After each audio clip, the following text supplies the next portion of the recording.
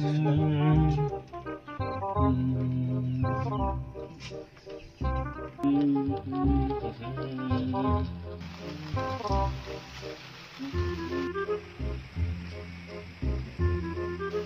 दद्दु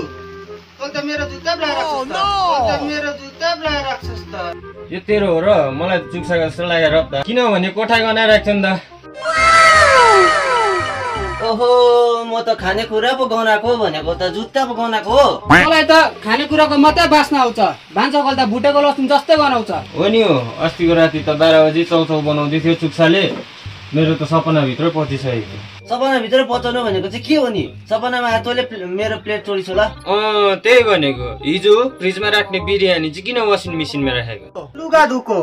लुगामा त बिरानी हैन सिनो गनाइरहेको थियो यहाँ हेर त प्रमाणी यहाँ हेर त यी आम्मामा यी अरे त्यसो भयो नि त राम्रो भयो त यसमा त बिरानीको बास्ना आउँदैछ यसलाई त खानु पनि मिल्दै रहेछ त हौ ए त्यसो भने त मेरो लुगा तेरो लागि बिरयानी यसलाई त म त लगाइदिन्छु है ए यो दुइटा त झगडा पो पर्नु थालेछौ अरे उठ जुत्ता त मेरो लाइराख्छस् तँहरु किन झगडा परेको यसको बानी यस्तै त छ नि त दद्दुको बानी यस्तो घिनलाग्दो छ कि यसै हात चल्दै बोल्छ होइन हौ धक्की लगाएको होइन कि अब मेरो बेहोरै त्यस्तै छ हो अब मुख सँगसँगै हात पनि चल्छ हो हामी 3 दाजुभाइमा किन अब नरिस्यै ल नरिस्यै तेरो पनि अब मैले जुत्ता लगाइदिइहालेँ आज मलाई एमर्जेन्सी पर्यो नि त एमर्जेन्सी हिँड्नु पर्यो भोलिको दिनमा मेरो जुत्ता लगा न तैँले पनि माइन्ड नगर हो हामी 3 दाजुभाइ मिल्नुपर्छ हो